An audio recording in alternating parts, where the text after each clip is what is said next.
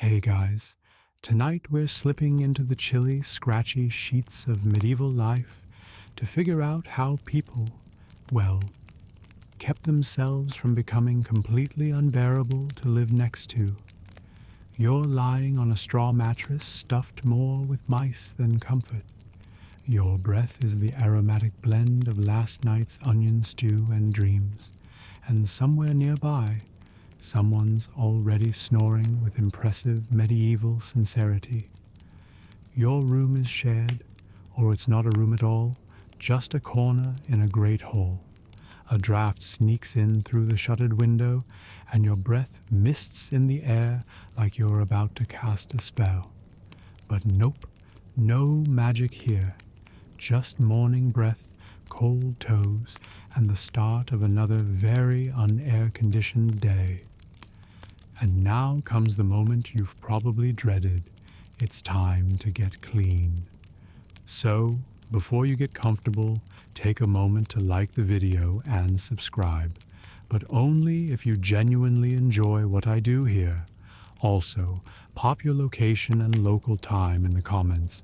Always fun to see who's drifting off where. Now, dim the lights, maybe turn on a fan for that soft background hum, and let's ease into tonight's journey together. You stretch, yawn, and blink the crust from your eyes. There's no toothbrush, no minty rinse waiting by the sink, because there's no sink. Instead, in the center of the hall or your cramped bedchamber is a single ceramic wash basin, probably filled by the youngest servant before sunrise. The water is cold, I mean bone-shattering cold. You splash your face, and it feels less like cleansing and more like punishment for some sin you haven't even committed yet. Everyone in your household might take turns with this same water. That's right, same bowl, same water, same cloth. If you're of higher status, maybe you get fresh water every morning. But if you're a peasant or a servant, it's communal, and you better not be the last in line. Someone's beard trimmings are already swirling in there, floating like sad water lilies of hygiene neglect. You take a coarse linen cloth, stiff from drying near the hearth, and scrub your face. No exfoliants, no moisturizers, just scratchy cloth, and maybe some ashes or sand if you're trying to go the extra mile. You blink the sting out of your eyes and hope that grainy scrape counts as exfoliation. Your ears? You clean those with a carved wooden pick if you've got one. Otherwise, your pinky finger gets a workout. And if you're particularly lucky, your household has a little toolkit, a toothpick, ear scoop, and nail cleaner. Some were beautifully carved, because apparently even your earwax tool deserves a little flair. Your eyes are still adjusting to the gray morning light, and someone's already mumbling a prayer beside you. That's not weird. People really did wake up with short prayers of thanks or survival, which makes sense, considering your bed could have caved in, your thatch roof might have collapsed, or rats might have nibbled on your toes in the night. So yes, surviving another sunrise is a little victory. Historians still argue whether morning routines were more strict in monasteries or noble homes.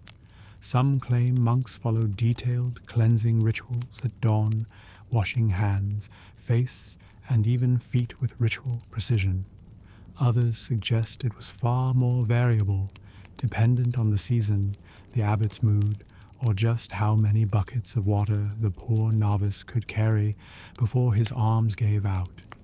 But for you, a regular villager or artisan, it's water, cloth, and a muttered complaint about how freezing your fingers are.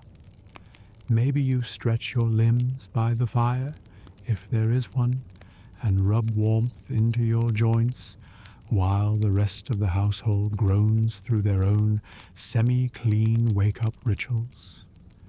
One curious fact, Some people kept their fingernails long on purpose, especially scholars or clergy, as a sign they didn't work with their hands.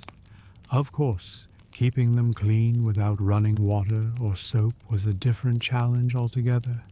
You might rub them in ashes or scrape under them with a knife. Not ideal, but hey, it's the Middle Ages and standards are different. Breakfast isn't until after morning prayers or work chores, so you press on through your minimal cleansing. You might rinse your hands again before eating, if there's water left, and dry them on a communal towel hung by the hearth. And yes, those towels often doubled as napkins, clothesline props, and occasionally even baby wraps. Multi-purpose, medieval style, and if you're part of the wealthier class, you've got options. Your valet or maid might help with your morning wash. They might even perfume the cloth with rose water or lavender. If you're noble and want to pretend that body odor isn't a real thing, your wash basin could be silver. The water might be warm. And if you're very important, you get your own towel. Royal treatment, truly. Still, everyone faces the same uphill battle against grime. Without running water, even the richest are one hot summer day away from smelling like barnyard with undertones of regret. One fringe tidbit: some medieval folk believed cold water sealed the pores and kept out disease, so warm water was viewed with suspicion. You might brave the icy splash thinking you're protecting yourself from miasmas. Ironically, this idea didn't entirely disappear. It echoed all the way into 19th century bathhouses and even some modern cold shower trends. So hey, if you've ever proudly posted your icy morning shower online, you're basically a medieval peasant with Wi-Fi. So you're now awake. Your face is cleanish. Your eyes don't burn too much. You're not minty fresh, but you can breathe without gagging. Congratulations, you've officially survived the first 5 minutes of medieval hygiene. Don't celebrate too soon, though. Next up, your mouth. And that's a whole other adventure. Your mouth tastes like something died in it, crawled out again, and then came back for its keys. But welcome to the Middle Ages. Morning breath is less a temporary issue and more a daily condition. There's no Colgate in sight, no minty foam, no rinse and spit dramatics in front of a mirror. Instead, you do what most folks in your time do. You grab a twig. Not just any twig, mind you. Hazel is common, as is willow or ash. You choose one that's soft enough to chew without cracking your teeth, but tough enough to scrub the gunk from them. You gnaw the end until it frays into a little brush, like a very sad toothbrush trying its best. Now you rub this makeshift bristle against your teeth, scraping off the remnants of last night's pottage and whatever that was you snacked on before bed. If you're feeling particularly diligent or just extra self-conscious, you dip the twig in salt or maybe even ashes. That's right, salt and ash are your go-to abrasives. And as horrifying as that sounds to your modern palate, they're surprisingly effective at scouring away plaque. Some folks chew fennel seeds or parsley afterward, not because they're looking for a burst of flavor, but because those herbs are thought to freshen breath and maybe fend off evil spirits. You never know. Bad breath might not just be unsanitary. It could be suspicious. If you're wealthier, you've got access to slightly more advanced tools. Toothpicks made of silver or bone are surprisingly popular, often intricately carved and sometimes worn on a chain around the neck. Stylish and practical. These little picks are used both for post-meal cleanups and just absent-minded chewing during long sermons. Who needs gum when you've got silver dental pokers? One curious tidbit: some medieval physicians believed that softening the gums with honey helped prevent tooth loss. Others suggested rinsing the mouth with vinegar, wine, or even urine. Yes, urine. We won't linger there. Your dreams deserve better. Historians still argue whether mouth hygiene was a priority across classes or limited mainly to the nobility. Some records show that even peasants took time to chew twigs and scrub teeth, while others insist that only the wealthy cared to preserve a dazzling smile, mostly because they could afford to keep their teeth. Regardless, dental health was a bit of a gamble. Cavities were common, but not as rampant as you might expect, thanks to low sugar consumption. Medieval diets didn't have soda, pastries, or caramel drizzle fraps, bread, meat, vegetables, and a lot of ale. So while plaque was a problem, tooth rot wasn't the inevitable doom it would become post-industrial revolution. That said, if your tooth did start to ache, let's just say the solutions were creative. You might apply a hot onion poultice to the cheek. You might pray to Saint Apollonia, patron saint of toothaches, or you might go to the local barber surgeon and ask him to yank it out. No anesthetic, just a strong grip and maybe a pint of ale beforehand to soften the screaming. But before you lose your molars in terror, take comfort in this. Medieval people genuinely tried to keep their mouths clean. Monks had hygiene rules that included tooth scraping. Manuals advised washing the mouth after meals. Even love poems occasionally mentioned clean breath. Because yes, kissing happened and nobody wanted to smell like turnips while doing it. Now, let's talk tongue. You might scrape it with the same twig or your fingernail. Some fancier folks used flat bronze tongue scrapers, which looked a bit like spatulas and felt about as nice. But hey, better scraped than furry, and for that final fresh touch, mouth perfumes. Yep, that was a thing. Little pouches of aromatic herbs, like clove, cinnamon, and lavender, were chewed or held under the tongue. Not only did they freshen breath, but they were believed to protect against illness, because in an era where scent and disease were closely linked, smelling good wasn't just a courtesy, it was armor. You finish your twig chewing routine, spit into the straw at your feet, and maybe rinse with a mouthful of cold water if any's left. Your teeth feel less fuzzy, your breath is tolerable, maybe even pleasant if the parsley did its job. And if you're wondering about toothpaste, sort of. Recipes existed made from crushed bone, powdered charcoal, burned bread, and spices. But these were rare and expensive, more likely used by apothecaries or nobles with a flair for dramatic grooming. For most, it's all about friction, not foam.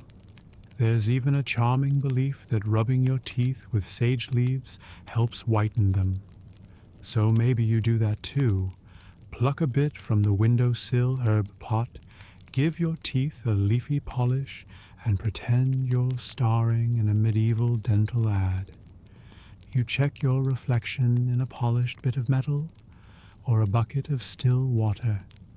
Your teeth are crooked, maybe stained, maybe a few are missing, but they're your teeth, and they're clean enough to get you through another day of eating, talking, and maybe, just maybe, flirting with the candlemaker's daughter if she doesn't notice the ash in your molars. So yes, your dental routine isn't glamorous, but it's more effort than you thought, isn't it? And tomorrow, you'll do it all again. because even in an age of plagues and parchment, nobody likes morning breath. And speaking of smells, your armpits are next. So your mouth is, by medieval standards, fresh. But now comes the real test of your commitment to cleanliness, your armpits. Because while the Middle Ages weren't quite the unwashed cesspit people like to imagine, let's be honest, without deodorant, body spray, or a 20-minute hot shower, your pits are very much on their own. You roll your shoulders and sigh, knowing it's time to face the musk. If you're lucky, there's a scrap of cloth nearby, maybe linen or even soft wool, depending on your status. It's not exactly a loofah. It's more like a wash rag that's seen too many winters and too few rinses. You dip it into the wash basin again, cold water still murky from everyone's faces, and squeeze it out with a grimace. Then you scrub, not lightly, vigorously. You're trying to rub away yesterday's sweat and the evidence of a body that's been layered in wool for days, if not weeks. There's no lather, no body wash, just friction and optimism. To help, you might reach for vinegar. Yep, vinegar is one of your best allies. It cuts through body oil and leaves a sharp tang that sort of masks whatever's going on under there. If you're wealthier, maybe you've got rose water or elderflower water, a delicacy stored in fragile glass bottles. Pour a little onto your cloth and wipe it under your arms with the kind of hope modern people reserve for miracle serums. But if you're poor, it's more likely to be cold water and maybe a handful of mint crushed up and smeared under your arms. Hey, at least you smell like something green and vaguely edible. Historians still argue whether medieval folks routinely scrubbed their entire bodies or just targeted key sweat zones, like armpits, feet, and the, well, more private bits. Many suggest a spot-clean approach was the norm, especially in colder months when stripping down fully could mean death by draft. And speaking of drafts, you probably do all this as fast as you can. The room is cold, even in summer, and full nudity isn't something you take lightly.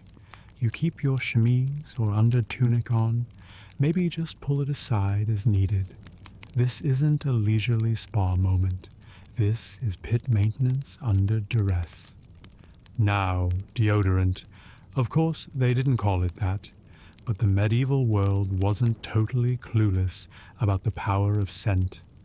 People rubbed their armpits with rosemary, sage, or crushed alum. Yes, the mineral. It tightens pores and reduces sweat. In fact, some alum-based methods weren't too far off from the powdered deodorants used centuries later. One quirky method, wearing dried flowers or herbs inside your sleeves.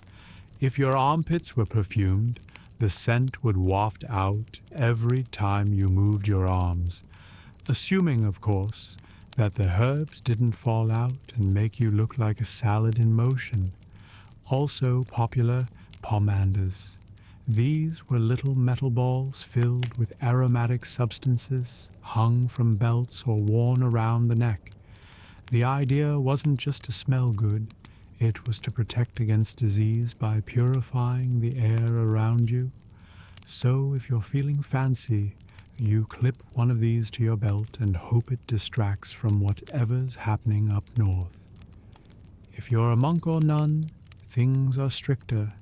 You might follow religious rules about hygiene, bathing only on prescribed days, or avoiding vanity entirely.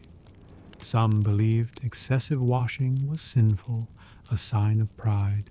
Others encouraged moderate cleanliness as a form of purity, which means your armpit situation could actually be a matter of spiritual interpretation.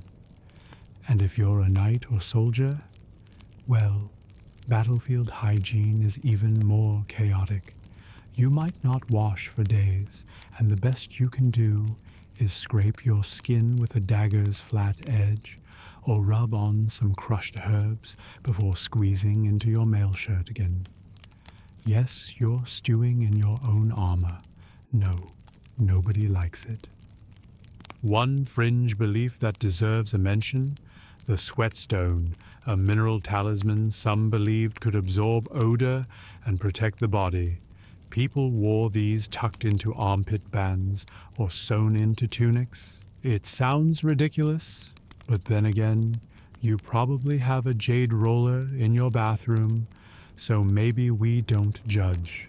And yes, people notice smells, in cities especially, where close quarters meant intimate proximity.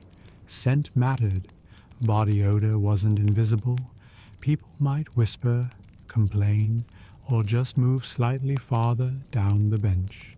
But context is everything. If everyone smells like they've been roasting in wool since Michaelmas, your own stink is less scandalous. It's like commuting on a hot subway. Your standards shift, your expectations lower, and you find a way to adapt. It becomes background aroma.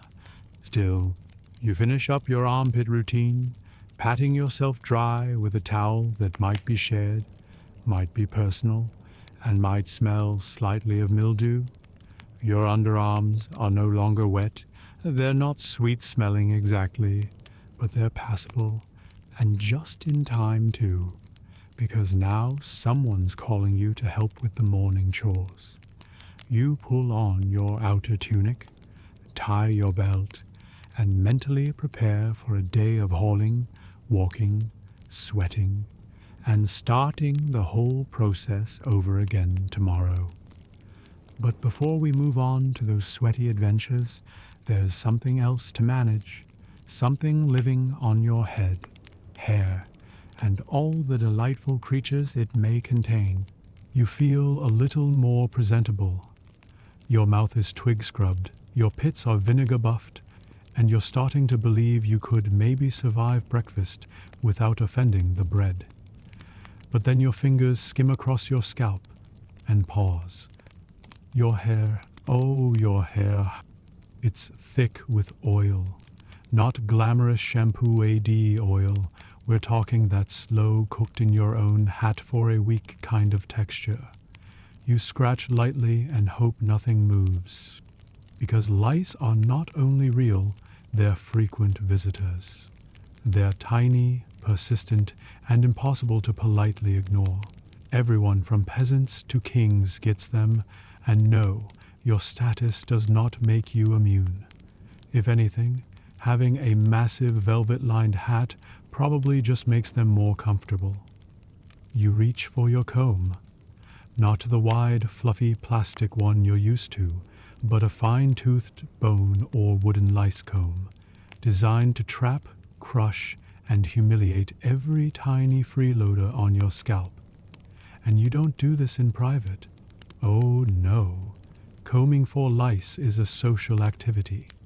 Families, couples, even court ladies sit by the fire and pick through each other's hair like primates with manners. Historians still argue whether this daily nitpicking was purely hygienic or whether it had a social bonding element too. Some suggest it was seen as a sign of intimacy, affection even. Others point out that, well, when the alternative is a lice infestation so bad your eyebrows twitch, any excuse is good enough. Though you sit, tugging the comb through tangles, flinching occasionally. If you're lucky, someone helps. Your sister, your friend, your spouse. They inspect your head for tiny eggs glued to strands and mutter about needing stronger herbs next time. Speaking of herbs, it's time for a bit of scalp science. You take a handful of dried rosemary or lavender, if you're wealthy, maybe something more exotic like spikenard, and boil it briefly in water or ale. Then, when it's cooled to barely scalding, you pour it over your hair. You tilt your head and gasp as it trickles down the nape of your neck. It smells decent, earthy, flowery. It also maybe kills a few bugs on impact. Now, your version of shampoo comes in many rustic flavors. One recipe includes boiled hog's lard, ash, and a squeeze of lemon if you've got a trade connection with Sicily. Another involves stale ale, which might sound ridiculous until you realize beer contains yeast and herbs, so it's sort of an accidental hair tonic. You massage it in, not that it lathers, and hope the combination of oil, grit, and herbal broth breaks up whatever medieval magic is brewing on your scalp. Rinsing is optional, or rather, it's a luxury. Clean water isn't always available, so you towel it off instead. Blotting until your hair is damp and smells less like barn floor and more like barn floor with rosemary. If it's winter, you dry your hair by the fire, slowly, carefully, not too close or your strands might singe. There are documented cases of veils catching fire while women tried to dry their heads. And frankly, if that happens to you, your hygiene routine just went from challenging to catastrophic. And if you're thinking this sounds exhausting, you're right, which is why you don't do it daily, or even weekly. Most medieval folks washed their hair when it got unbearable. For some, that meant once every couple of weeks. For others, once a season. Yes, spring cleaning wasn't just a metaphor. One curious tidbit: some believed that washing the hair too often weakened the brain, like your skull was a sieve and water would leak in and rattle things around.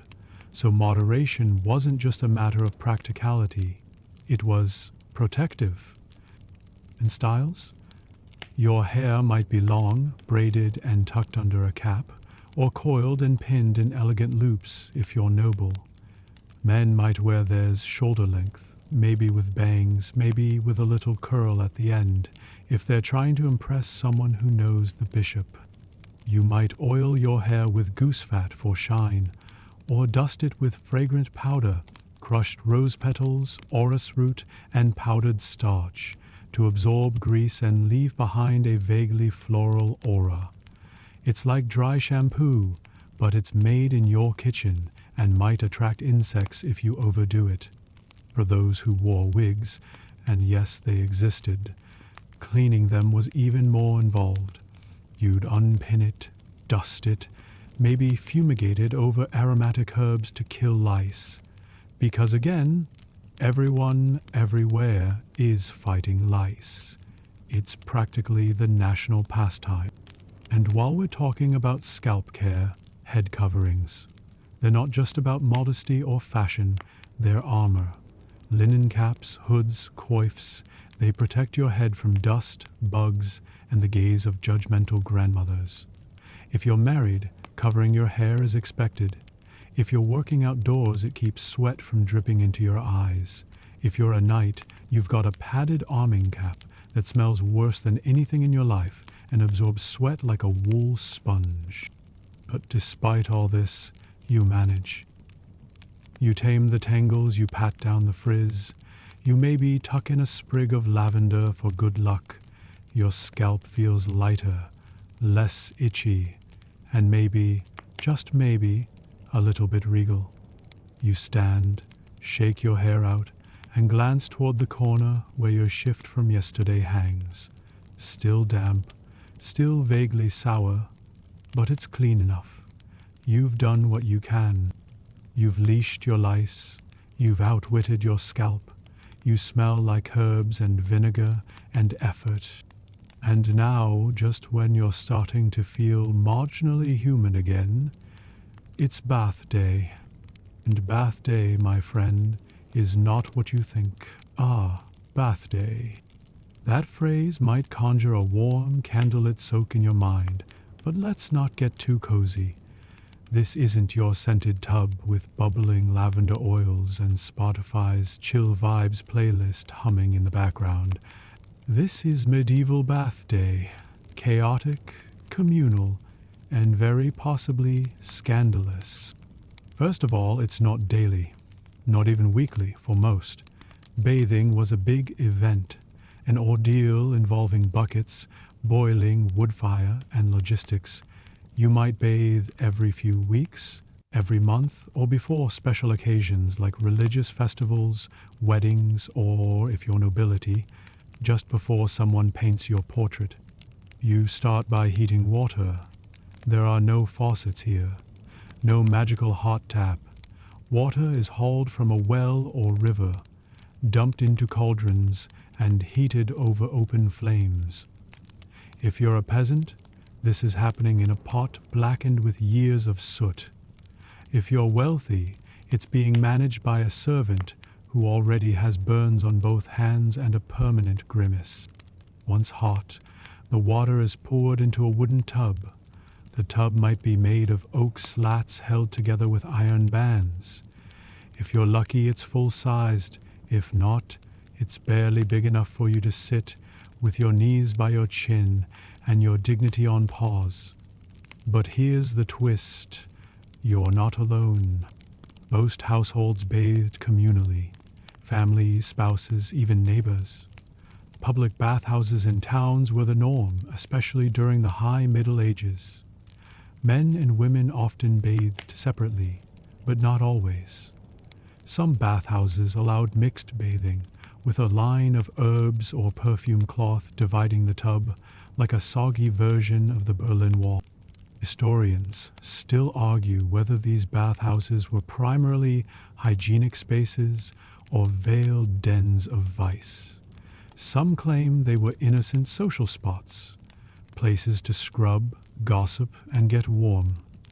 Others point out how many bathhouses were eventually shut down for immorality and general nudity complications. But tonight, for the sake of comfort, we'll imagine yours is clean, calm, and modest. You lower yourself into the water.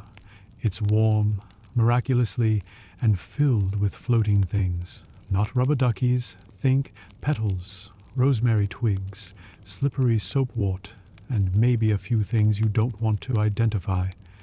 You exhale slowly as the water rises to your shoulders. It smells earthy, herbal, slightly smoky. And yes, it's vaguely murky, but it's the Middle Ages. Clean is relative. Soap is next. Not your tropical scented bar.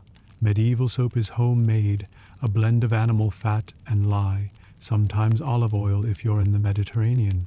It's coarse, rough, and smells like something between a forest fire and a damp apron. But it does the job.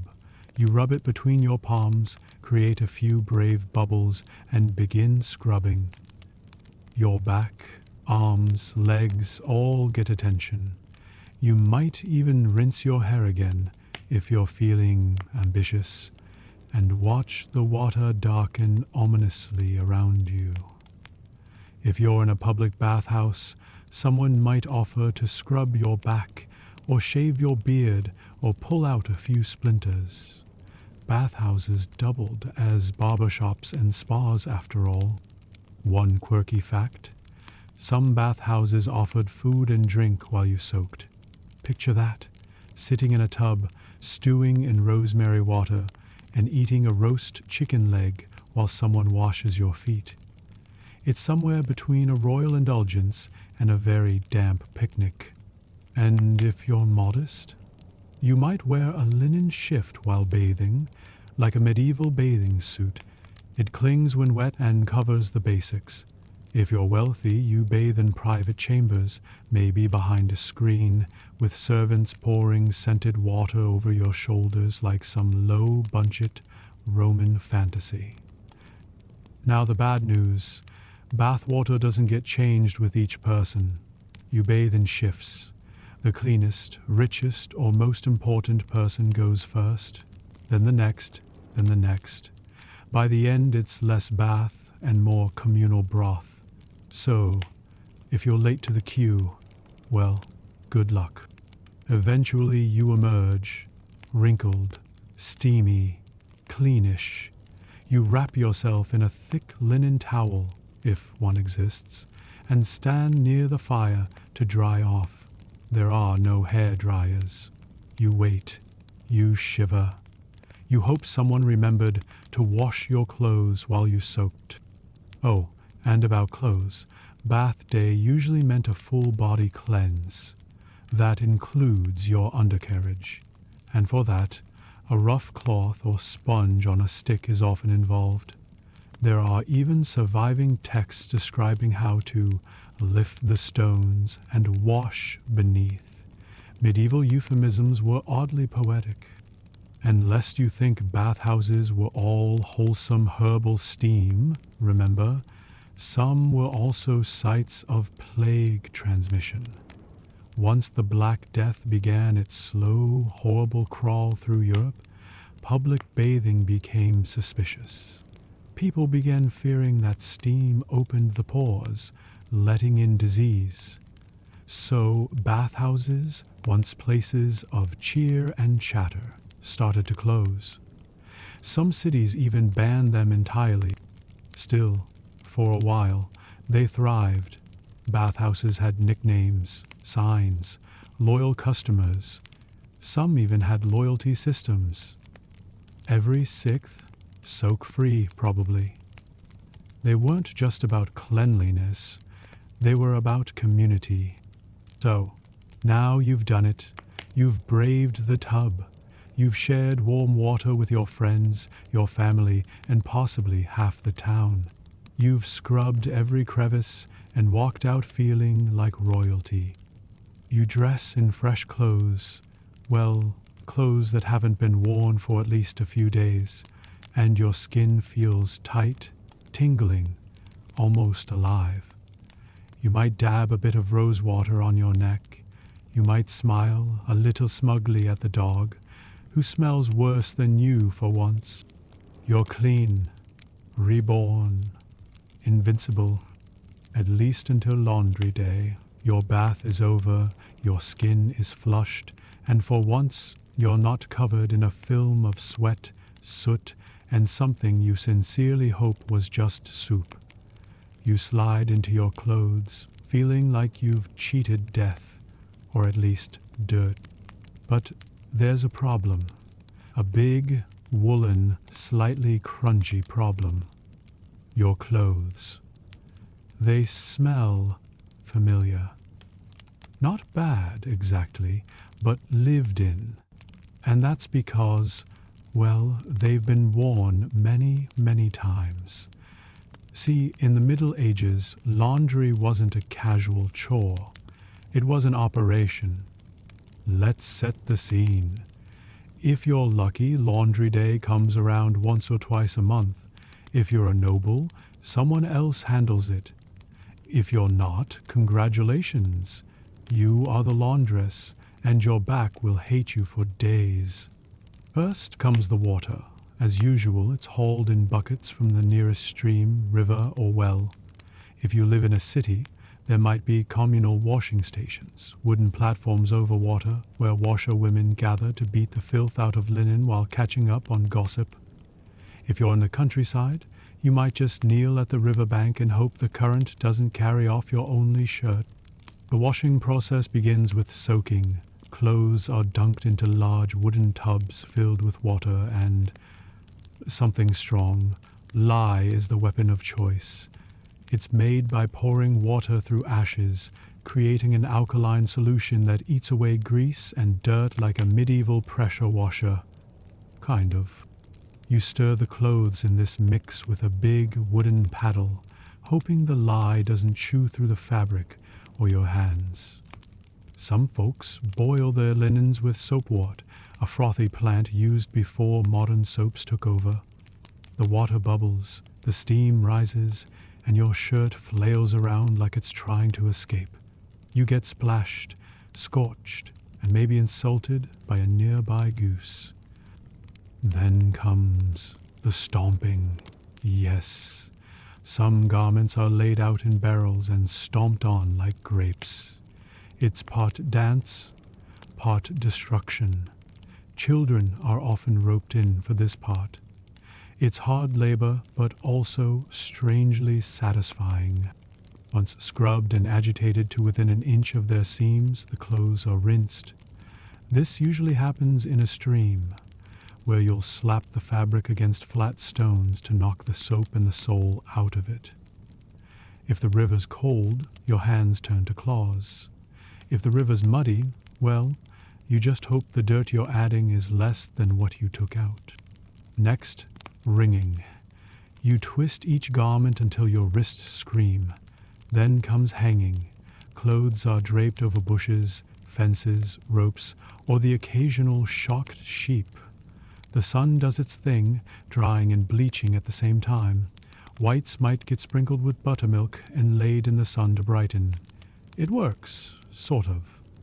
At least until the neighborhood dog runs through them. Historians still argue whether peasants cared much about laundry beyond basic function. Some say garments were only washed seasonally or when visibly filthy.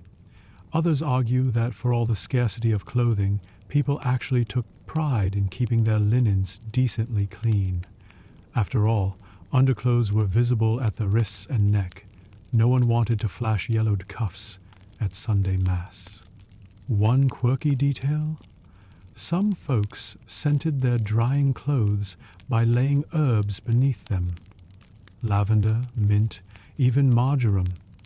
It wasn't just about smelling nice. It was believed to ward off lice and other nasty hangers-on.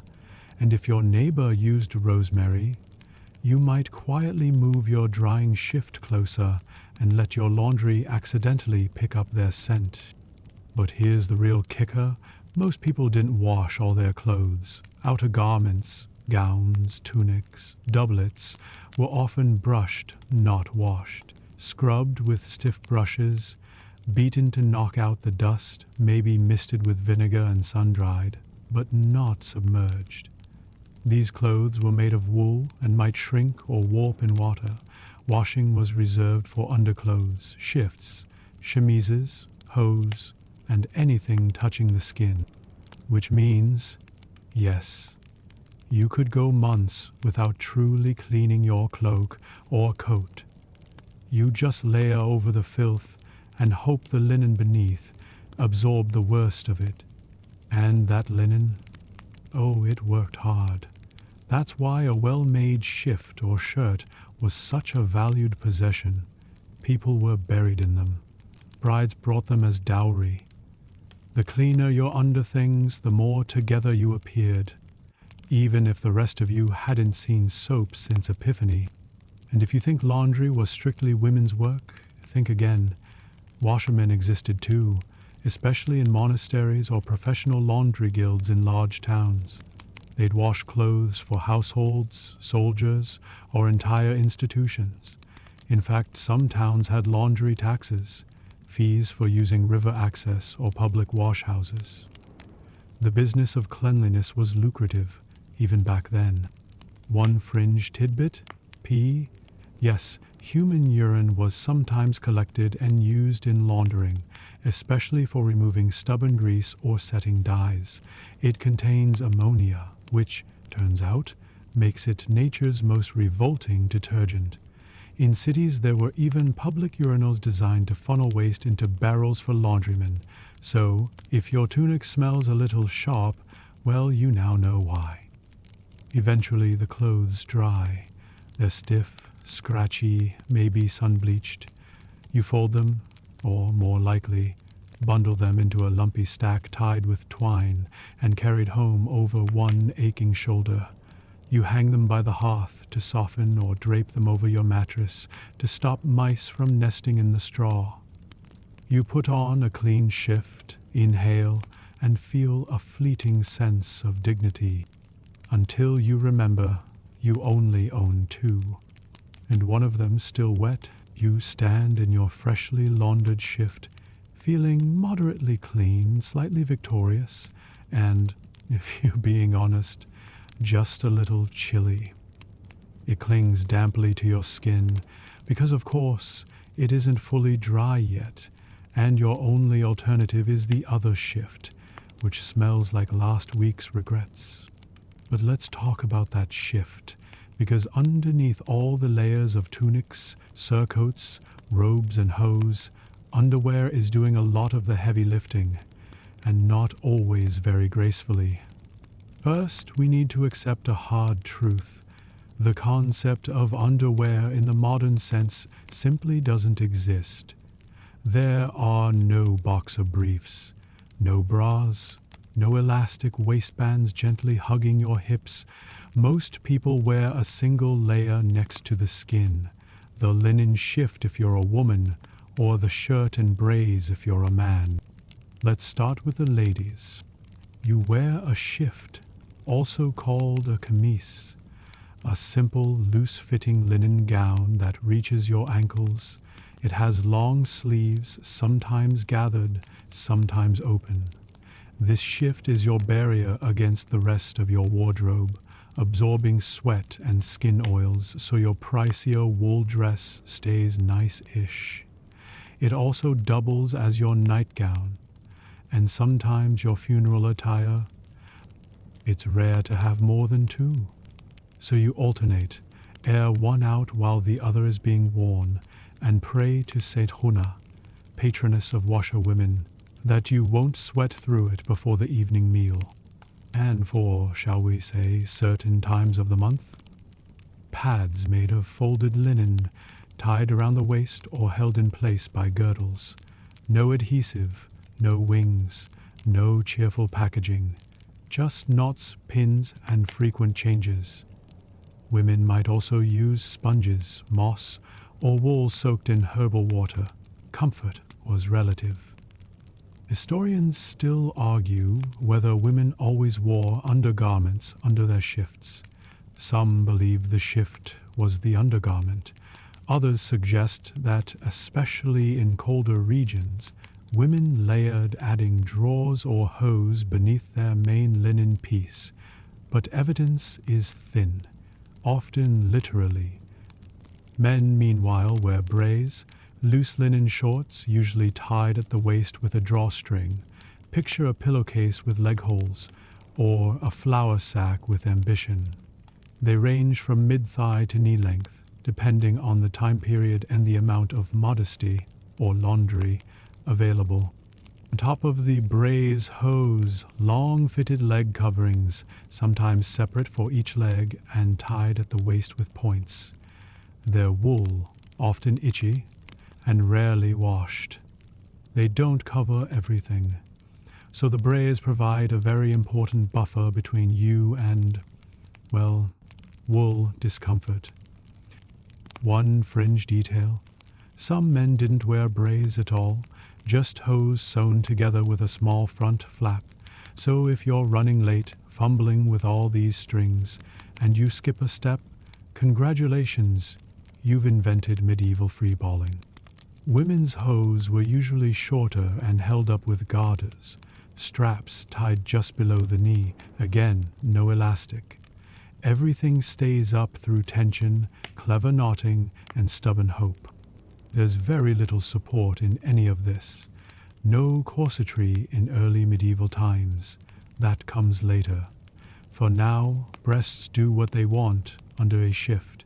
Some women use belts or sashes to cinch the waist, which gives a kind of lift. But there's no formal structure unless you're a noble dressing for court. Then you might have a tight kirtle that flattens more than lifts. So yes, you're browless. And if you're working in a field or walking all day, well, things bounce. It's not ideal, but it's normal. And it's not like your neighbors are any better off. Now, let's address the laundry conundrum. Your underclothes are the only pieces that get regularly washed. Your brays might be rinsed every week if you're lucky. Shifts? Maybe even more often, but again, you probably own one or two. If both are dirty at once, you go without. And that's not scandalous. That's life. One surprisingly modern practice: airing your clothes. Hanging a shift in the sun between washes was a common way to freshen it. Sunlight helped bleach out stains, dry sweat, and supposedly drive off pests. You might see a whole row of shifts flapping in the breeze, each one whispering, "Please don't look too closely." And what about noble folk? Surely the rich had fancy underwear? Sort of. They had more underwear, not necessarily better. Their shifts and braids might be made from finer linen or embroidered at the edges, but functionally they were still doing the same job, shielding outer garments from sweat and skin. Of course, nobles had more access to bathing, servants to change them, and storage space. Some inventories show noble women owning 10 or more shifts. That's practically a fashion week in linen, but even so, they wore them until they were threadbare, then turned them into rags, diapers, or polishing cloths for silver. And if you're wondering what people did during emergencies, like accidents, illness, or just extreme summer heat, it was common to strip down to the shift, especially indoors. It wasn't indecent, it was practical. You'd see folks walking around the home shirtless or in braids, fanning themselves and muttering about how the devil's kitchen must be cooler than this. You finish pulling your now somewhat dry shift over your head. It sticks in a few places, smells faintly of lavender and old socks. But it's yours, it's clean enough, and it does what it needs to. You tie your hose, adjust your belt, and prepare to face the world. A world where chamber pots overflow and toilets are literally. You've survived the bath, the lice, the linen laundry gauntlet, and even the delicate business of medieval underthings. You're upright, clothed, and, by all appearances, relatively clean. And then nature calls, because no matter the century, one truth remains: everyone poops. The question is where. In the Middle Ages, the answer ranges from a respectable stone bench over a moat to a very sad bucket under the stairs. And as you're about to discover, the fine art of relieving oneself in medieval Europe was as inventive as it was, well, unpleasant. Let's start with the elite, because if you're rich enough, you get to go in style. If you live in a castle or fortified manor, your toilet might be a garderobe. This is a stone or wooden seat built into the outer wall of the building. You sit on the bench, drop your contribution through a chute, and it plummets down into a pit, a cesspool, or if your castle is thoughtfully designed, directly into the moat. Romantic, right? The word garderobe comes from the same root as wardrobe, because in some households clothing was stored there too. Why? The constant smell of ammonia, yes, from human waste, was thought to ward off fleas and moths. That's right. People willingly hung their cloaks over the toilet, a natural pest repellent, albeit with questionable ambience. Now, let's say you're not nobility. Maybe you live in a town or small village. Then you're more likely dealing with a chamber pot, a ceramic or wooden bowl you keep under the bed or in a dark corner. It's private, it's convenient, and if you're a toddler or extremely lazy, it might double as a footrest. You do your business in the pot, then empty it, ideally into a designated cesspit or latrine, less ideally out the window. And yes, there's a reason people called out garde l'eau, French for watch out for the water, before tossing their waste into the alley. Streets were narrow, ears were alert, and roofs often overhung just enough to save your head but not your shoulders. Some cities eventually introduced ordinances against casual waste flinging, but enforcement was patchy. The smell in summer, unforgivable. Historians still argue whether medieval sanitation efforts were actively enforced or mostly symbolic. Some towns employed officials to inspect latrines and fine residents who dumped waste improperly, Others just relied on rain and denial to carry the problem away. In the countryside, things are a bit simpler. You go behind the barn into the woods or over a ditch. If you're lucky, your home has a basic outhouse, planks, a hole, and a spider or 12. You bring straw, moss, or scraps of old linen to wipe. Toilet paper? Not even a rumor. And before you scoff, remember, have you ever tried wiping with corn husks? Now here comes one of the more aromatic professions of the Middle Ages, the gong farmer. These were the brave, underpaid souls who cleaned out privies, cesspits, and latrine trenches. They worked at night, by law in some places, because their job was so smelly and disruptive it wasn't fit for daytime society. Dressed in oil-soaked leather, if they could afford it, they would climb into the pits, shovel out the human waste by hand, and haul it outside the city walls to be disposed of or repurposed as fertilizer. One quirky tidbit: some gong farmers made good money. Dangerous work, yes, but it was essential, and not many people were lining up for the honor. In some cities, they were even required to wear a special badge, not unlike modern-day sanitation workers, though theirs probably didn't sparkle. And while we're on the subject of repurposing, some animal and human waste was indeed used in tanning leather and treating cloth. So that pristine medieval book cover you admire in the museum, it may have passed through more questionable process to get that rich, supple texture. Let's talk wipes. If you're rich, maybe you've got strips of soft linen or even wool for post-party cleanup. If you're average, straw, moss, or your hand, followed by a rinse, left hand only for those keeping track. In fact, the idea of the dirty hand versus clean hand has ancient roots and sticks around for centuries. Public latrines existed too, especially in big cities and monasteries. Some were surprisingly sophisticated, with flowing water beneath the seats to carry away waste. Monks in particular developed efficient latrine systems with carefully managed water channels and scheduled group bathroom trips. Imagine the line. And while we might laugh, the existence of such systems is a testament to how seriously some communities took waste management. You're living in a world without antibiotics. Disease spreads fast, especially through water and contact with contaminated surfaces. Keeping your waste away from your drinking source isn't just common sense, it's survival. Still, accidents happen. Cesspits collapse, chamber pots overflow, moats back up. You, dear listener, might end your day with a little rinse, another whisper prayer to Saint Fiacre, patron saint of constipation, for real, and an appreciation for the invention of the modern toilet.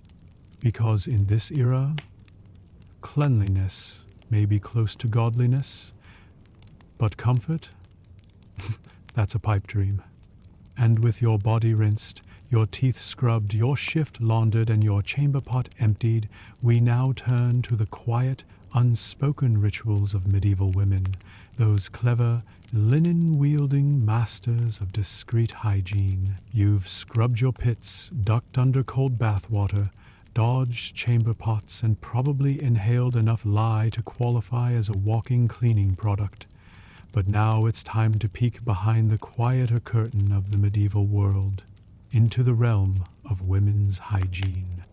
It's a world full of myths, folded linen, and problem-solving that somehow manages to be both ingenious and terrifying at the same time. You're a woman in the Middle Ages. You likely wear a shift at all times, and on top of that, layered garments, gowns, aprons, veils. But beneath the layers lies a network of careful planning. Because even if nobody talks about it in church, your body has its own schedule, and you don't get a day off from staying clean. Let's start with the monthly visitor. Yes, Medieval women menstruated. It wasn't cursed, it wasn't witchcraft, it was biology. But coping with it? That required some serious textile gymnastics. If you're of average means, you use rags, soft pieces of old linen, folded and pinned or tied with cords to a waistband. Some women stitched them into pad-like shapes, others simply folded and replaced them as needed. You carry extras if you're traveling. You rinse them in cold water, scrub with lye or soapwort, and dry them in the sun, hopefully somewhere private. And no, nothing is disposable. Every cloth is precious. They're reused, mended, passed down, and sometimes even named. Okay, maybe not named, but you get attached. Historians still argue whether women used these pads consistently or relied on free bleeding, particularly peasant women working in fields or those without access to enough fabric. Some texts mention bleeding freely under the chemise, especially during heavy labor, where practicality often beat modesty. Others note specific cloths designed for this purpose, tucked and tied like early undergarments.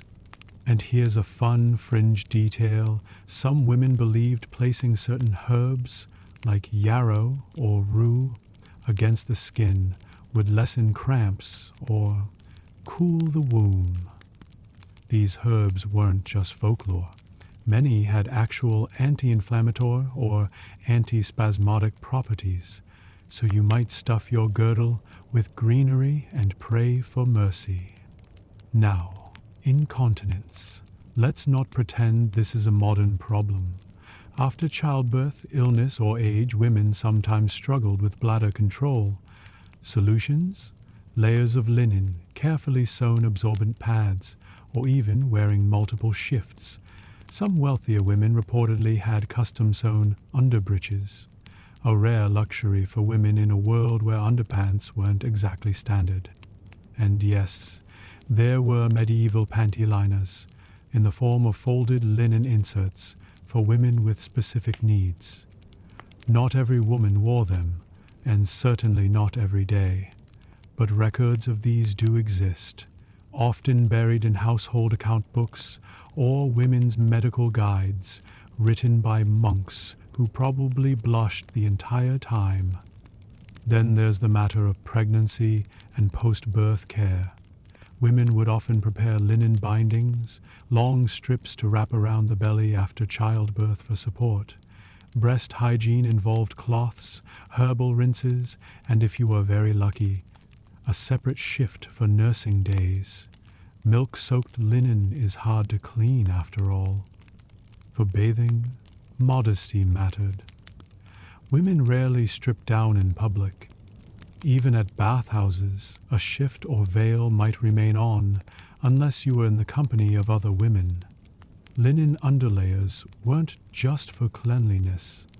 They were shields of dignity. And hair care? That was serious business. A woman's hair, once married, was rarely seen uncovered in public.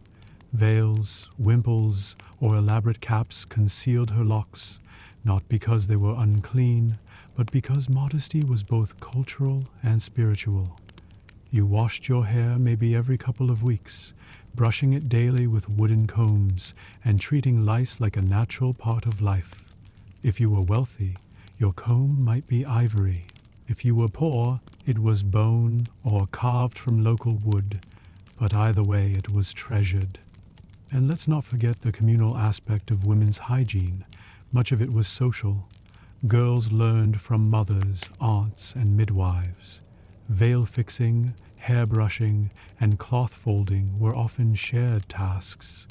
Even menstruation wasn't the isolated, taboo topic we sometimes imagine. In some households, it meant a temporary retreat from labor, a moment of rest, if only symbolic. Now, about those feminine washes. Before you imagine scented gels in dainty bottles, let me stop you. Medieval women sometimes cleansed with vinegar water, rose water, or warm herbal infusions. Chamomile, sage, and thyme were all common choices. Some even believed sitting over steam, infused with these herbs, what we might now call a vaginal steam, could ease discomfort or clear humors. And yes, it was controversial even back then. Some healers recommended it, others warned it could lead to barrenness or upset the body's natural balance. Even in the 14th century, the hot topic of whether to steam or not to steam was apparently very much alive. One quirky record even mentions inserting clean wool soaked in rose oil as a deodorizing measure. Inventive? Yes. Hygienic? Questionable. Painful? Almost certainly. And while we're at it, let's address that widespread myth that medieval people were too prudish or superstitious to talk about the body. Not true. There were medical texts specifically for women, like the famous Trotula collection, which included detailed advice on everything from menstrual regularity to body odor. Were some of the suggestions bizarre? Absolutely.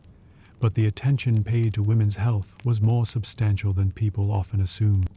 You pin your cloth in place, adjust your shift, and retie your veil. It's a lot, it's fussy, it's frankly exhausting. But it's also a reminder. Even in a world of chamber pots and vinegar rinses, medieval women were managing their bodies with resilience, cleverness, and an entire arsenal of folded linen. And next time you see a medieval portrait of a serene, veiled woman, remember, beneath that elegant stillness is someone who has likely endured 6 layers of fabric, 2 childbirths, and at least 1 boiling pot of herbal rinse.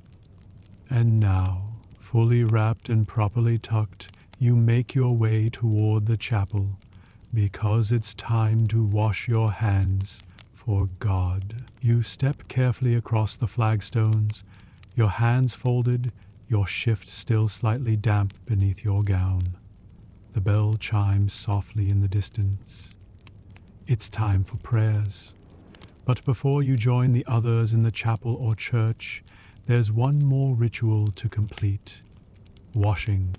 Not because of germs. Germ theory doesn't exist yet.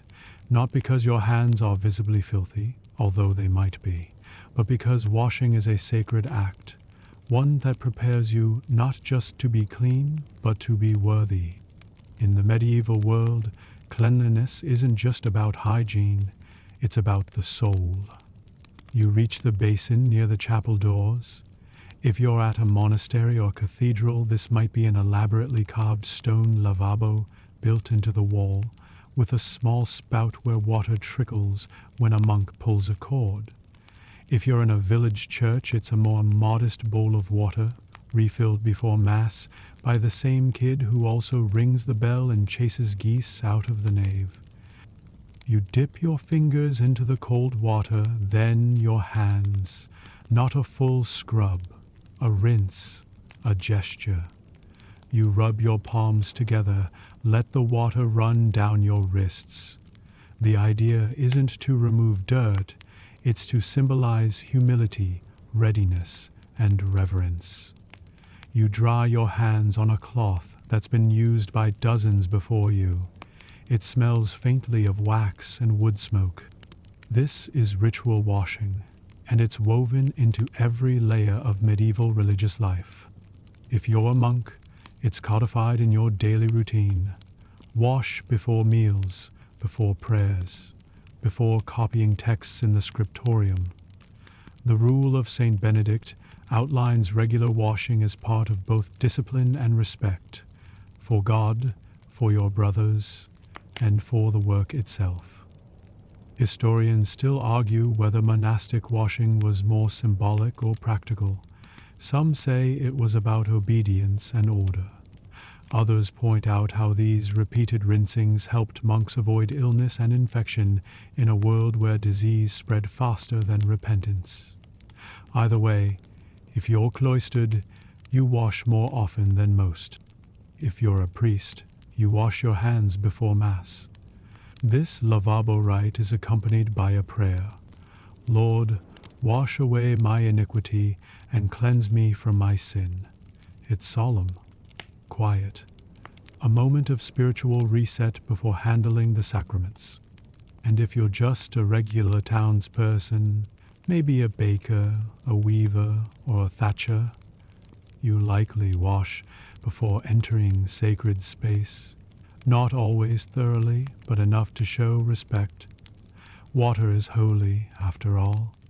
Baptisms, blessings, purification. Water is the boundary between the profane and the divine. And if you're a pilgrim, there's washing involved at shrines too. Before approaching relics or stepping into a holy spring, you might wash your hands, face, or even your feet. Pilgrimage is dirty business. Miles of mud, blisters, and sleeping in fields, but the idea is to arrive clean, inside and out. One quirky tidbit: some churches and monasteries kept holy water fonts not just for blessings, but for basic hand washing. These weren't quite faucets, but they served double duty: sacred splash and hygiene helper. And during particularly devout seasons like Lent, extra basins might be set up near altars or entrances to accommodate all the washing. And then there are the holy wells. Natural springs believed to have healing or purifying powers, often associated with saints. You might travel miles to wash a wound in St. Winifred's well, or rinse your face in a spring dedicated to St. Bridget. The line between physical and spiritual cleanliness here is thin. People believe these waters cure disease, drive out sin, and in some cases enhance fertility. Just don't drink too much. Some of them are full of coins, frogs, or hopeful socks. Now, let's not pretend the church always led by example. Some clergy were fastidious, others were famously fragrant in all the wrong ways. One bishop was once accused of smelling like the devil's cellar, though that may have had more to do with politics than hygiene. Still, the idea of cleanliness as godliness persisted, and this extended to entire religious communities. Certain female monastic orders were known for their meticulous cleanliness. They bathed regularly, kept their chapels spotless, and wore freshly laundered veils, not just for show, but because they believed cleanliness honored God. Yet, paradoxically, there were saints and hermits who did the exact opposite. They didn't wash at all, believing that bodily filth was a sign of spiritual detachment. Some even lived covered in sores, lice, or rags, rejecting worldly cleanliness to show their devotion. It's this tension between sacred purity and physical dirt that gives medieval hygiene its unique shape. One woman might scrub her hands before prayer with rose water and fine soap. Another might kneel in the dust outside the church, offering her filth as a symbol of humility. Both are expressions of reverence. Both are seen as clean in their own way. And at major events, weddings, coronations, feast days, washing becomes almost ceremonial. Water is poured over the hands of guests before meals. Towels are laid out with embroidery and perfumed edges. It's a sign of welcome, honor, and shared belief that cleanliness reflects inner order. You finish washing. The water is cold. Your hands drip for a moment before you dry them. You step through the chapel door, inhale the scent of beeswax and incense, and find your place among the others. The moment is quiet. Candles flicker. A cough echoes in the rafters. You cross yourself and bow your head. You're clean for now. But out in the world, plague still lingers, lice still itch, and fear still has a scent. And so, to keep the rot at bay, you reach for perfumes, powders, and a pinch of paranoia. You dab a little powdered lavender at your neck and try not to sneeze. It's not just about smelling nice, it's about survival. because now that you've stepped back out into the world, you're surrounded by scents, and not all of them are holy. Let's talk about perfume, medieval style. In a world where bathing is infrequent, washing is symbolic, and lice are practically family, people got creative. Herbs, powders, vinegars, oils, anything to take the edge off the medieval funk. You don't need to be noble to try masking odor. You just need a nose and a bit of desperation. If you're wealthy, you might have access to imported oils. Rose, sandalwood, myrrh. These come in tiny glass vials, stored in carved wooden boxes or tucked into pouches sewn discreetly into your belt. A drop behind each ear, a dab at the wrists.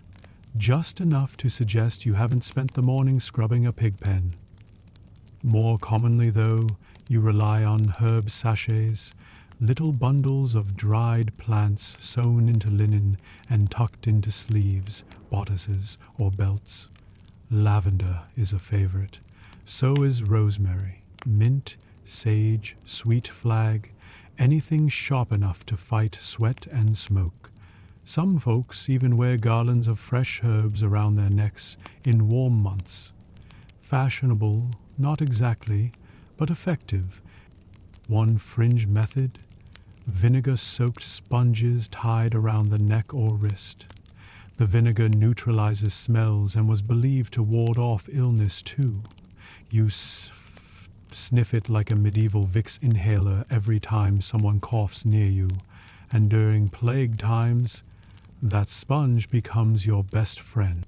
Then there's powder. Not the modern talc-based kind, but finely ground herbs, crushed resins, and even chalk or starch mixed with scent. You dust it onto your skin, inside your clothes, or even your hair. In hot months, it's a lifesaver.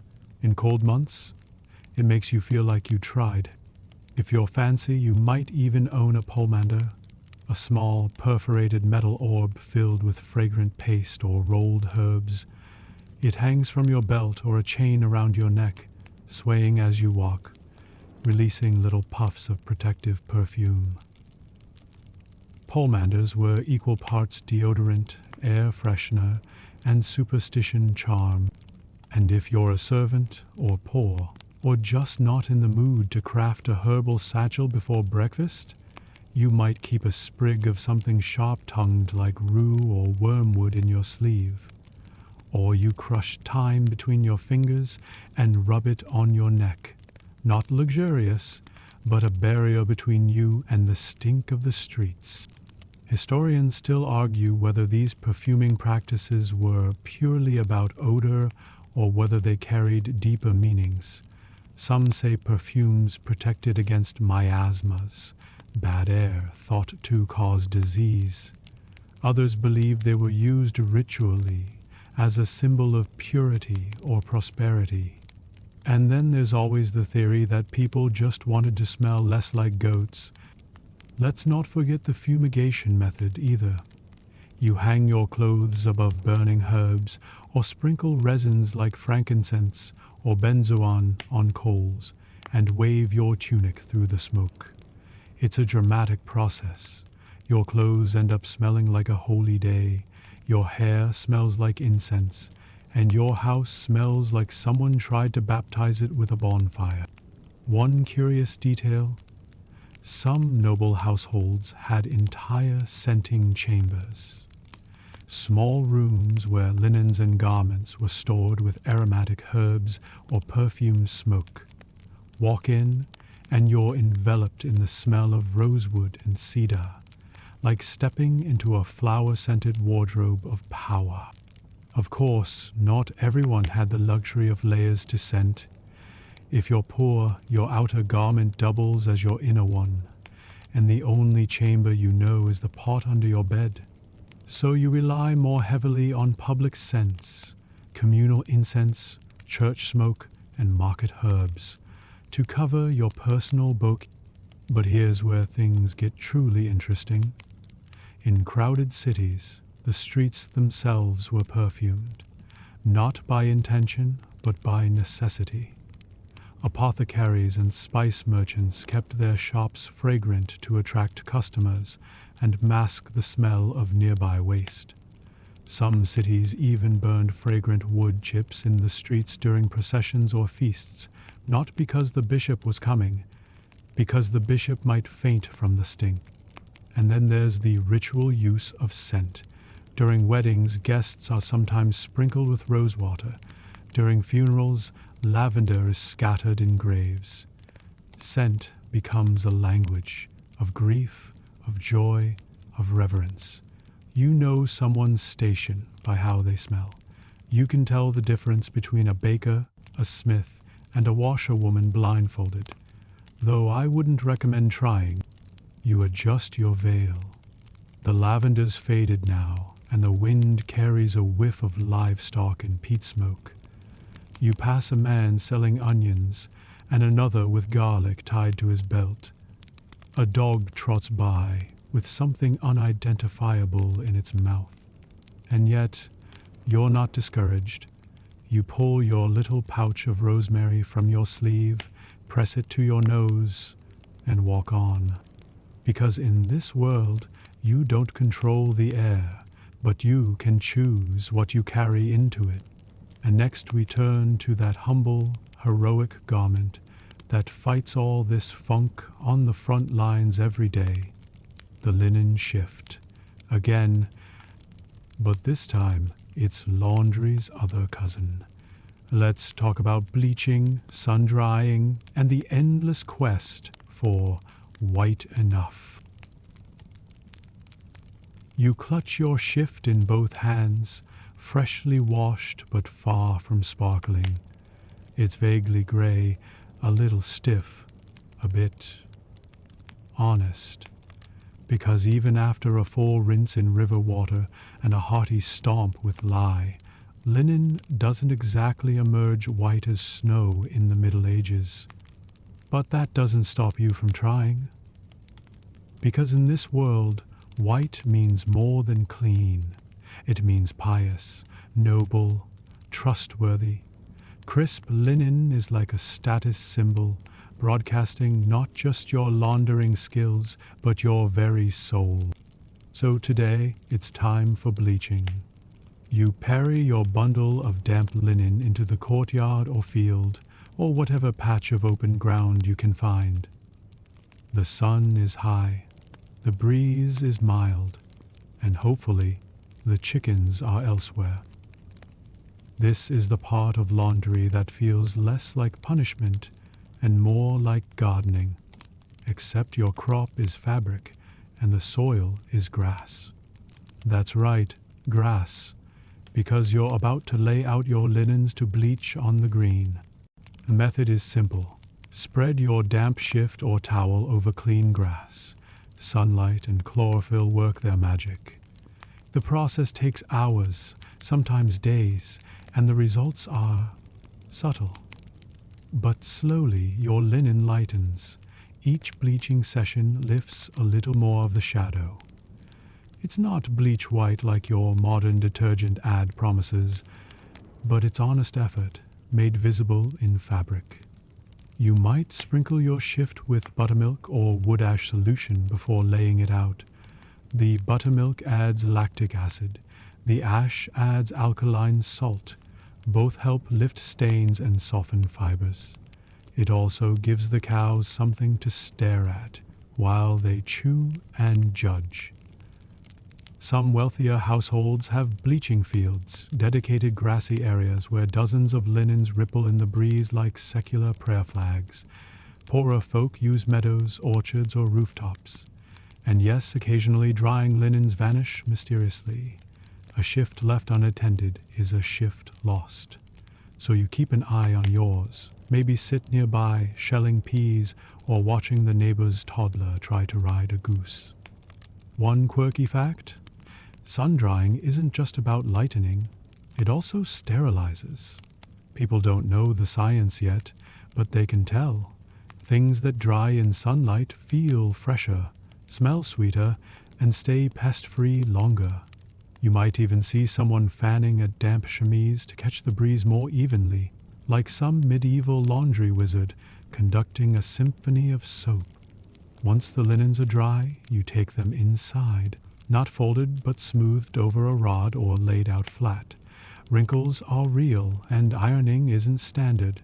If you're wealthy, you might have a linen press, a screw-based contraption that flattens fabrics between two heavy wooden boards.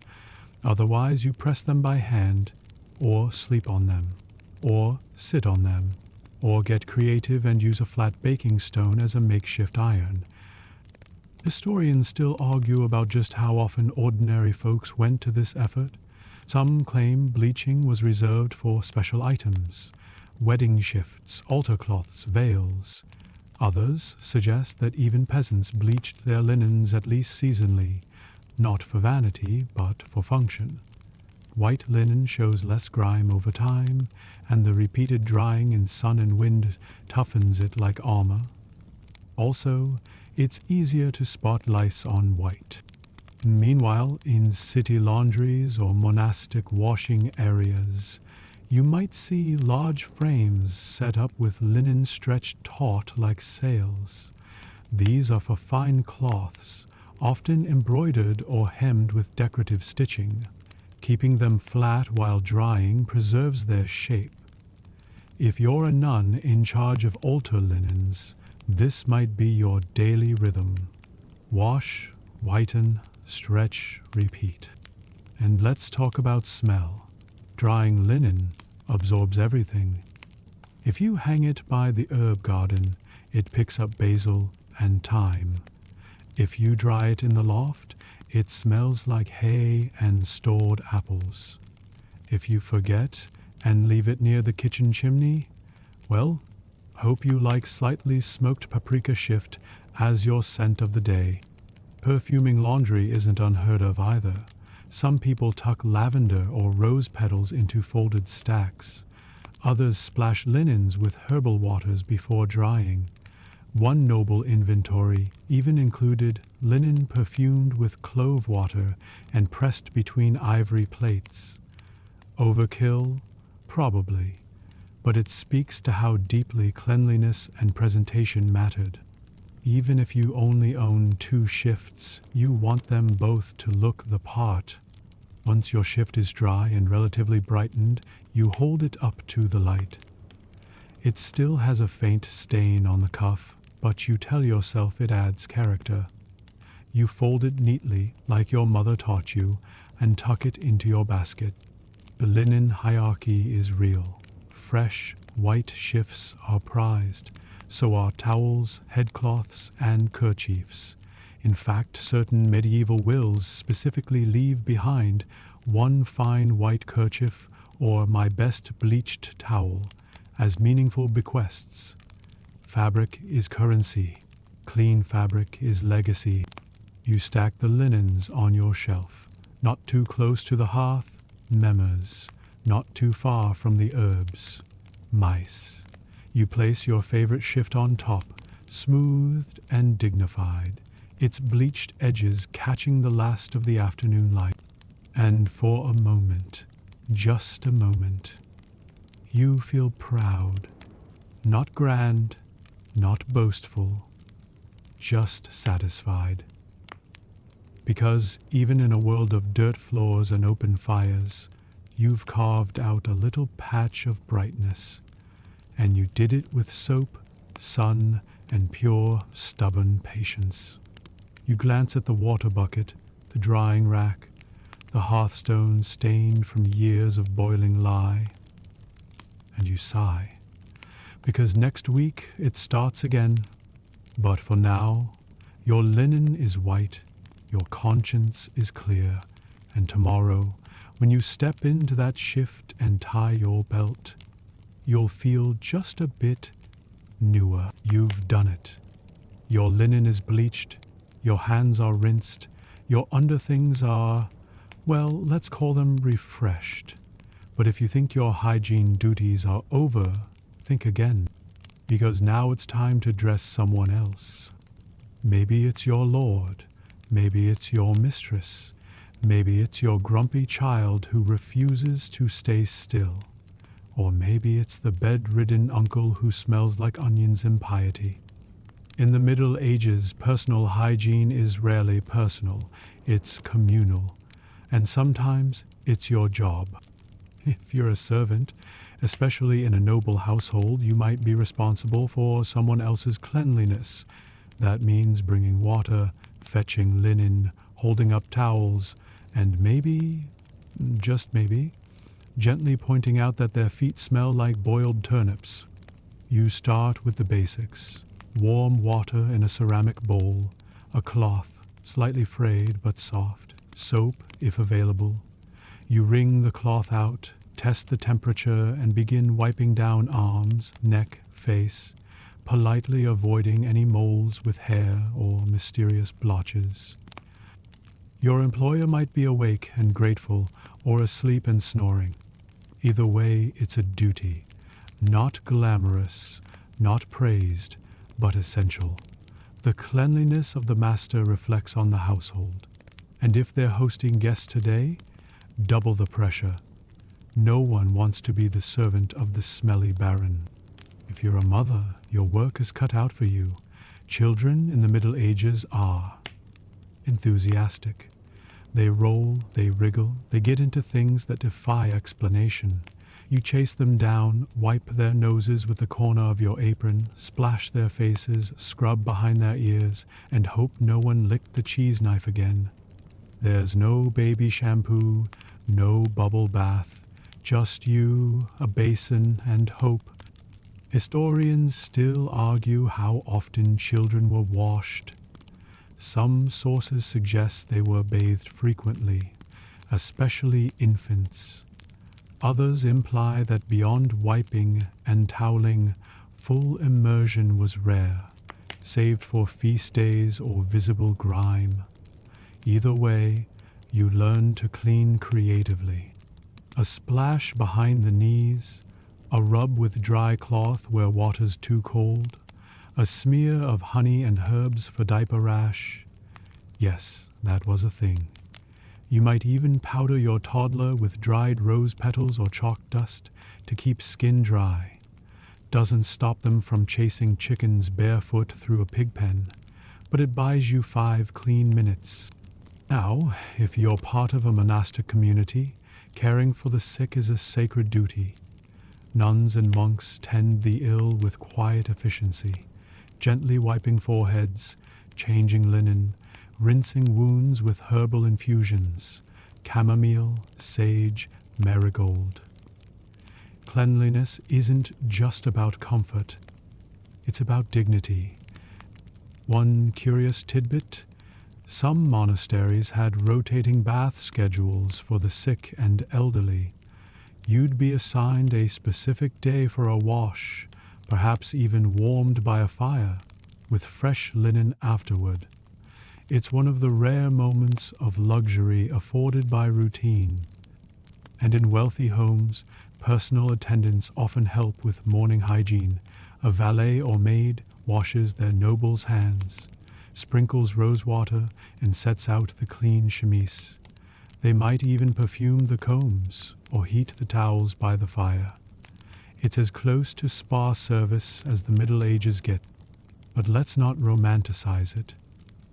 You're still rubbing yesterday's meat grease off a noble's neck folds while they complain about the weather. And if you're nursing someone through illness, plague, fever, or something unnamed and ominous, you're suddenly in the position of constant cleansing, changing soiled shifts, wiping lips, washing out chamber pots, disposing of cloths burned or buried.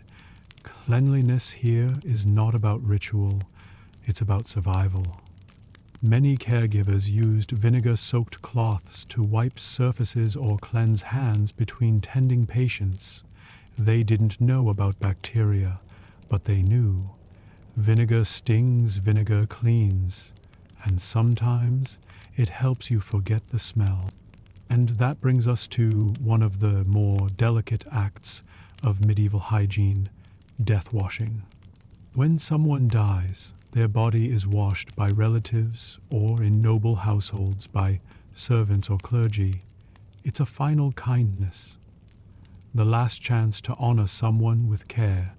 You wipe the face, you clean the hands and feet, you anoint the body with herbal oils if you have them. You wrap them in a clean shift, sometimes the best one they own.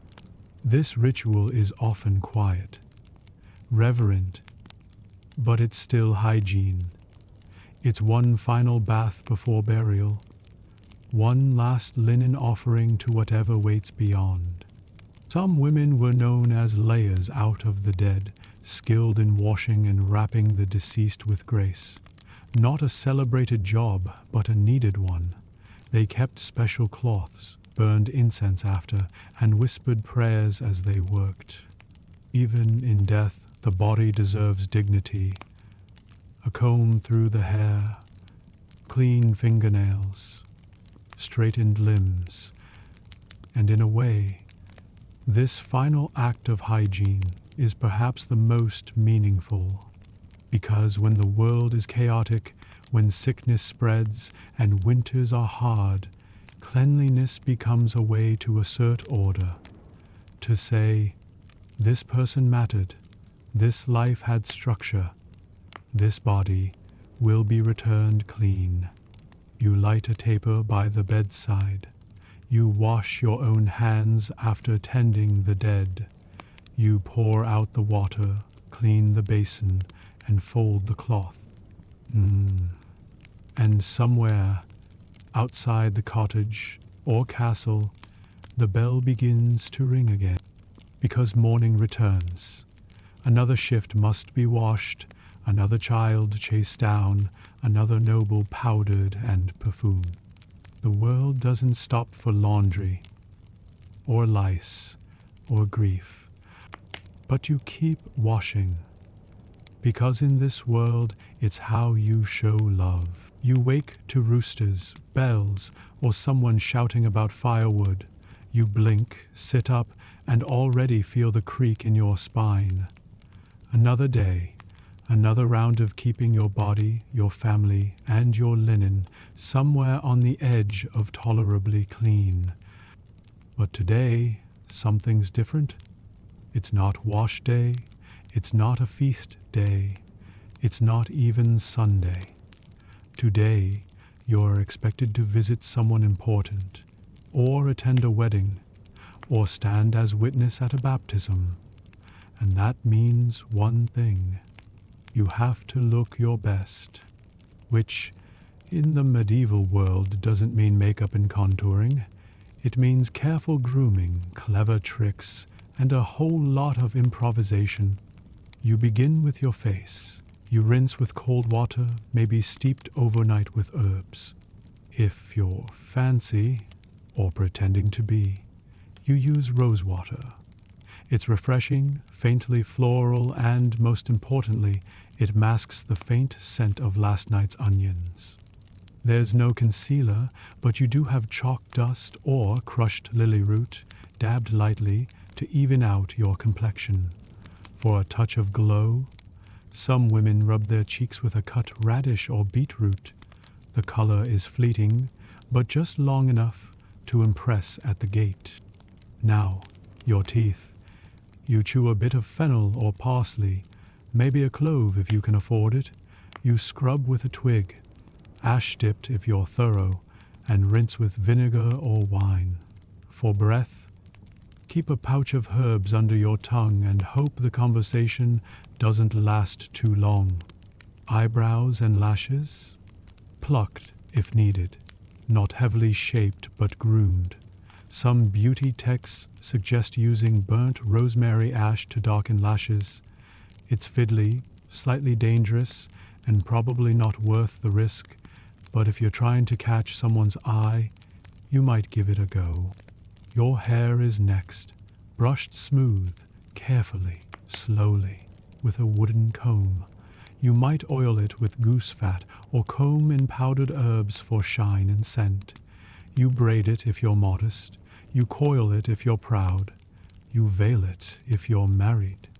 You ornament it ribbons, pins, even flowers, if you're flirting with destiny. For men, it's simpler but no less intentional. You trim your beard, splash your face, and apply a touch of bay laurel oil if you want to smell less like your horse. You smooth your tunic, tie your belt, and tuck in your shirt with the kind of precision that says, "Yes, I noticed you noticing me." And let's talk clothing tricks. You air out your best tunic overnight, by the fire if it's cold, in the sun if it's fine. You brush it with a stiff broom or cloth to remove dust. You might beat it gently with a stick to shake out moths and curses. One fringe tip: some people sprinkle crushed lavender into their sleeves or shoes. It's deodorant and charm all at once. Others rub a mixture of vinegar and salt into the armpits of a tunic to wake it up, which works, depending on your definition of success. If you're wearing wool, you pray it doesn't itch. If it's linen, you smooth it until the creases are a statement.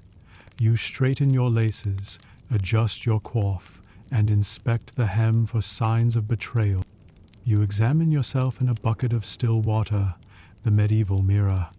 Your reflection wobbles, but you nod anyway. You look respectable, maybe even impressive. Now you prepare your accessories. A pouch tied to your belt with your good comb inside. A handkerchief, that's also a rag. Napkin or cloth for wiping your neighbor's baby. Maybe a ring if you're lucky. Maybe a pin shaped like a bird or star. Everything has meaning. The pin says you can afford a pin. The clean shift says you care. The sprig of rosemary says you're thoughtful. The slightly burned hem says you got too close to the fire while warming your socks. You add a final layer, perhaps a cloak or surcoat. One that swirls when you walk, that billows like confidence. You step outside. The breeze carries the scent of dung and morning bread. You are surrounded by people doing the same, straightening, brushing, inspecting. You're part of a small daily ritual, cleaning for community. Because being clean is not just personal, it's public performance. You want to be seen as decent, orderly, worthy of attention, or at least not whispered about when you pass. In a world where status is worn, smelled, and noticed, your hygiene is your handshake. Even pilgrims, dusty and blistered, try to rinse off before entering a town. Even laborers splash water on their face before market. Even children smooth their tunics before sitting at church. It's not about perfection, it's about intention. Because cleanliness, here, is effort made visible. You adjust your belt one last time.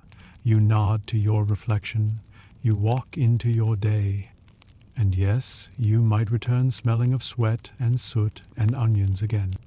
But for this hour, for this moment, you're ready. You've done everything you can. You've washed in icy basins, dusted yourself in powdered sage, pinched rose petals into your sleeves, bleached linen in the sun, and rubbed vinegar under your arms like some kind of determined salad. But there's one thing you can't quite wash away: fear. Because the Middle Ages isn't just dirt and devotion. It's plague. It's rot. It's mystery illnesses that start as a cough and end with a priest at your bedside. And in the face of all that, even the cleanest, best scrubbed person is vulnerable. So now, hygiene becomes something more, something closer to paranoia. Let's talk about protection rituals, those subtle, personal acts people turn to when the world felt unclean in ways soap couldn't reach. You hang amulets around your neck, a small pouch with rosemary and salt, a charm inscribed with prayers, a token blessed by a priest, or your grandmother which is often just as good. You wear herbs inside your clothes, believing their scent forms a barrier against evil air. Rue, mugwort, angelica. They don't just smell strong, they feel strong. Sharp, pungent, determined. If something dark is out there, you want to meet it smelling like you mean business. You sprinkle holy water at your doorway, not just for spirits, but for illness. You dab it behind your ears like perfume. You carry a tiny flask if you're traveling.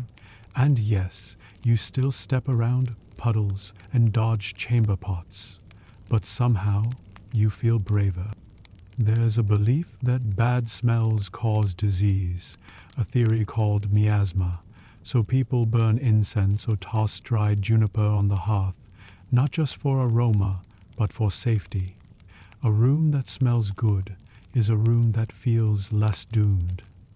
Historians still argue whether people truly understood contagion or just feared air that felt wrong. Some say these rituals were spiritual, others say they were proto-scientific. Either way, they were everywhere. You sniff the air, wrinkle your nose, and reach for a clove-studded pomander, just in case. One quirky method? Wearing red. Yes, red, the color of heat, blood, life. Some believed it kept illness at bay. You might wear a red ribbon under your shift, or a patch of scarlet fabric tied to your sleeve. Is it stylish? Not really. Is it powerful? You hope so. And when someone does get sick, you clean more. You scrub the floor with vinegar. You boil everything, cloths, pots, hope. You avoid their breath, their blanket, their cup. You burn rosemary in the corners and pray with one hand while stirring garlic mash with the other. Cleanliness shifts from symbolic to strategic. You hear stories of whole villages locked down, of children buried before their fever cools. And suddenly your daily rituals aren't just about smelling acceptable. They're about control. They're about doing something when the world refuses to be tamed.